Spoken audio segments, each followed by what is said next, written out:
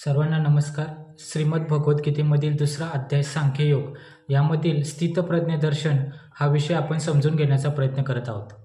दुसऱ्या अध्यायातील 54व्या श्लोकामध्ये अर्जुनाने भगवंताला प्रश्न विचारला होता की स्थितप्रज्ञाची काय लक्षणे आहेत, तो कसा बसतो, तो कसा राहतो, तो कसा चालतो. स्थितप्रज्ञाचे हा जो प्रश्न होता अर्जुनाचा, या प्रश्नाचा भावार्थ मागील एका भागामध्ये आपण समजून घेण्याचा प्रयत्न केला होता. त्या भागाची लिंक खाली डिस्क्रिप्शनमध्ये दिलेली आहे. अर्जुनाच्या या प्रश्नावरती उत्तर देताना 55व्या श्लोकामध्ये भगवंताने असं म्हटलंय की ज्यावेळी हा पुरुष मनातील सर्व कामनांचा त्याग करतो आणि आत्म्यानेच आत्म्याच्या ठिकाणी संतुष्ट राहतो त्यावेळी त्याला स्थितप्रज्ञ म्हणतात. म्हणजे 55व्या श्लोकामध्ये भगवंताने स्थितप्रज्ञाची प्रमुख 2 लक्षणे सांगितलेली आहेत. पहिलं लक्षण असं सांगितलं की स्थितप्रज्ञ मनातील सर्व कामनांचा त्याग करतो. मनोगतान म्हणजे मनातील सर्व कामना प्रजहाती असं शब्द वापरलाय. प्रजहाती म्हणजे सर्व कामनांचा त्याग करतो. म्हणजे अमुक एका कामनेचा त्याग करतो असं न म्हणता सर्व कामनांचा त्याग करतो असं म्हटलेलं आहे. आणि दुसरं लक्षण असं सांगितलंय की स्थितप्रज्ञ आत्म्याच्या ठिकाणी म्हणजे आत्मस्वरूपामध्ये संतुष्ट राहतो. आपल्याला स्थितप्रज्ञाचं जीवन समजून घ्यायचं असेल तर पहिल्यांदा ही 2 लक्षणे आपण समजून घेतली पाहिजेत. तर पहिलं लक्षण काय सांगितलं की स्थितप्रज्ञ मनातील सर्व कामनांचा त्याग करतो. आता यातील कामना म्हणजे काय, तर कामना म्हणजे मनातील ज्या काही इच्छा असतील, अपेक्षा असतील, वासना असतील, मागण्या असतील, मला हे पाहिजे, मला ते पाहिजे, मला हे हवं ते हवं, असे ज्या काही आपल्या मागण्या असतात, अपेक्षा असतात, इच्छा असतात, या सर्वांना मिळून कामना म्हणतात. आता स्थितप्रज्ञ मनातील सर्व कामनांचा त्याग करतो. आता ज्यावेळी हे वाक्य वाचतो त्यावेळी आपल्याला असा प्रश्न पडतो की हे जीवन कसं शक्य आहे, कारण कामना त्यागाने पूर्ण मानवी जीवन शक्यच नाही ना. सर्वच कामना त्याग केल्या तर आपल्याला जीवन कसं शक्य आहे, मनुष्य जीवन कसं शक्य आहे असा प्रश्न राहतो. मग इथे आपल्याला एक गोष्ट लक्षात घ्यायची की सर्व कामनांचा त्याग करतो, परंतु स्थितप्रज्ञ ही पायरीने विकसित होणारी अवस्था आहे. टप्प्याटप्प्याने त्या पायरीपर्यंत पोहोचायचं असतं. मनातील सर्व कामना एकदम सोडणे हे शक्य नाही, म्हणून पायरीने त्या अवस्थेपर्यंत पोहोचायचं असतं. आपण समजा एखादा माणूस आहे, तो 5 भाकरी खातो आणि 5 भाकरीमध्ये त्याचं पोट भरतं. त्याला जर कोणी सांगितलं की तू 5वी भाकर एकदम खा आणि 4 भाकरी नको खाऊ, तर ते शक्य होईल का, तर नाही शक्य होणार. पहिल्या 4 भाकरी खाल्ल्यानंतर 5व्या भाकरीतच त्याचं पोट भरणार आहे. किंवा एखादा दगड आहे, तो दगड फोडायला 100 घाव घालावे लागतात. 100व्या घावामध्ये ती दगड फुटते. याचा अर्थ असा होत नाही की ते 99 घाव उपयोगी नाही आहेत. 99 घावांचा उपयोगानंतर परिणामानंतर ते 100व्या घावामध्ये ती दगड फुटते. त्याचप्रमाणे स्थितप्रज्ञ ही अशी अवस्था आहे की ती टप्प्याटप्प्याने पायरीने पोचायचं त्या अवस्थेपर्यंत. एकदम त्या अवस्थेपर्यंत म्हणजे पूर्ण कामना त्याग ह्या अवस्थेपर्यंत एकदम जाणं शक्य नाही. आपल्याला एका व्यसनमुक्ती केंद्रामधील एक प्रार्थना माहीत असेल, आपण कुठे वाचनात आली असेल, माझ्या वाचनात ती प्रार्थना आली होती की त्या व्यसनमुक्ती केंद्रातील लोक अशी रोज प्रार्थना करायचे. रोज ते एक संकल्प करायचे की देवा आज मला व्यसनापासून दूर ठेव, देवा आज मला व्यसनापासून दूर ठेव. म्हणजे त्यांचा असा संकल्प नसायचा की मला वर्षभर व्यसनापासून दूर ठेव. त्यांचा संकल्प आजचा असायचा, कारण आजचा संकल्प सोपा आहे आणि आजचा संकल्प पूर्ण करणे सोपं आहे.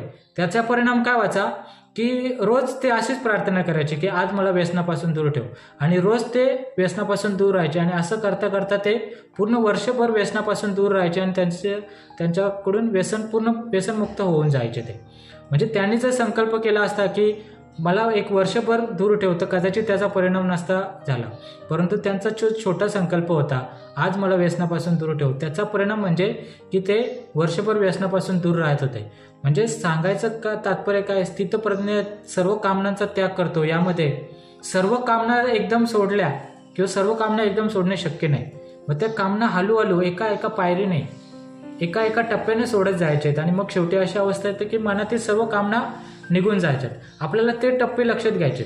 तर पहिली पायरी किंवा पहिला टप्पा कोणता आहे की सुरुवातीला ज्या काही वाईट कामना असतील, त्या वाईट इच्छा असतील, त्या वाईट कामना किंवा वाईट इच्छा सुरुवातीला सोडायच्या असतात. त्याच्यानंतर दुसरी पायरी अशी की ज्या वाईट नाहीत, काही कामना आहेत त्या वाईट नाहीत पण अनावश्यक आहेत, वाईट नाहीत पण अनावश्यक ज्या कामना आहेत त्या कामना सोडायच्या. आपल्याला आवश्यक आणि अनावश्यक याच्यातला फरक लक्षात आला पाहिजे. बऱ्याचदा काय होतं की एखादी चैनीची गोष्ट आहे, अनावश्यक गोष्ट आहे, त्या चैनीच्या गोष्टीला, अनावश्यक गोष्टीला आपण आवश्यक समजतो आणि ती आवश्यक मानून त्याच्यानुसार जीवन जगत असतो. आपल्याला आवश्यक आणि अनावश्यक हा फरक आपल्याला करता आला पाहिजे. म्हणजे सांगायचं तात्पर्य काय, ज्या अनावश्यक कामना आहेत त्या लक्षात घ्यायच्या आणि त्या अनावश्यक कामना सोडायच्या. त्याच्यानंतर तिसरी पायरी अशी की ज्या उपभोग प्रवृत्तीतून निर्माण झालेल्या कामना आहेत, एखादी गोष्टीची मला गरज नाही पण केवळ उपभोग म्हणून ती कामना आहे, मग अशा उपभोग प्रवृत्तीतून निर्माण झालेल्या कामना आहेत त्या कामना सोडायच्या. आणि शेवटी मग एक अवस्था अशा असतील की जिथे फक्त नीतीला धरून ज्या कामना असतील त्या कामना शिल्लक ठेवायच्या. म्हणजे एक प्रकार म्हणजे स्थितप्रज्ञा अवस्था ही कामना त्याग, म्हणजे कामनांचा जो त्याग आहे तो कसा करायचा, तर पहिल्यांदा वाईट कामना सोडायच्या, नंतर अनावश्यक कामना सोडायच्या, उपभोग प्रवृत्तीतून ज्या कामना निर्माण झालेल्या असतात त्या कामना सोडायच्या, आणि शेवटी केवळ नीतीला धरून ज्या कामना शिल्लक राहिल्या असतील त्या कामना ठेवायच्या. अशा प्रकारे एका पायरीने टप्प्याटप्प्याने आपण स्थितप्रज्ञ म्हणजे स्थितप्रज्ञाची जी पहिली अवस्था आहे, पहिलं जे लक्षण आहे, मनातील सर्व कामनांचा त्याग करतो. आता सर्व कामनांचा त्याग कसं शक्य आहे, तर आपल्यासमोर एखादी श्रेष्ठ गोष्ट असेल ना, तर ज्या छोट्या छोट्या गोष्टी आहेत त्या आपल्या आयुष्यातून निघून जाऊ शकतात. म्हणून जीवनामध्ये एखादी श्रेष्ठ गोष्ट पकडायची, त्या श्रेष्ठ गोष्टीला पकडली तर अनावश्यक कामना निघून जाणार आहेत आणि फक्त नीतीला धरून कामना आपल्या शिल्लक राहतील. आणि मग स्थितप्रज्ञ अवस्थेमध्ये एक अवस्था अशी येते की स्थितप्रज्ञ आत्म्याच्या ठिकाणी संतुष्ट असतो. मग आत्म्याच्या ठिकाणी माणूस ज्यावेळी संतुष्ट राहतो त्यावेळी ज्या नीतीला धरून ज्या कामना आहेत ना, त्या कामना सुद्धा त्याच्या निघून गेलेल्या असतात.